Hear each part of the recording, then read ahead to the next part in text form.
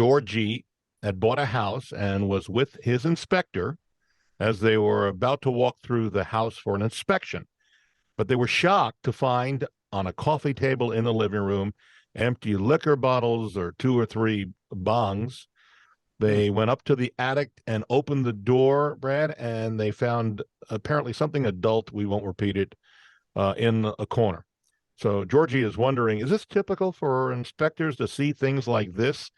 And she also wonders, should the items have been reported to the police since some of them could have been illegal? What are your thoughts on that as an inspector?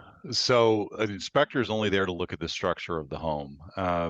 And we don't look at contents. I'm sure there are things in so many homes that we will come across, but they don't make the reports. Now, if it's something that is an outright danger to somebody, we're going to report that, back over to listing agent, just to make sure that, they may not know that there was a danger in there. Like we came across 11 bare wires in a basement here not that long ago, and one of them actually touched the face of my inspector, who ended up getting his the muscle in his jaw kind of locked up for a while.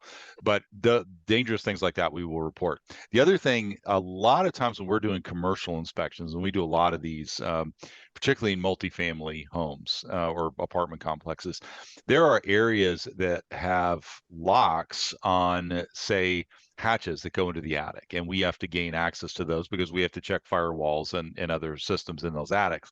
Oftentimes the tenants will put their own locks on there because they're using them as personal storage areas. And we've run into some situations where landlords have had to go in, remove the locks for us to gain access, and the landlords come across items and paraphernalia that would be illegal. So as the home inspector, I mean, we're out of that, but there's been quite a few times that landlords have had to deal with illegal paraphernalia stored in areas that were not technically accessible to those tenants. So that's a long way of saying, Bob, we don't really care about the contents of the house. That's not what we're looking at, but it happens. Yeah, it does happen.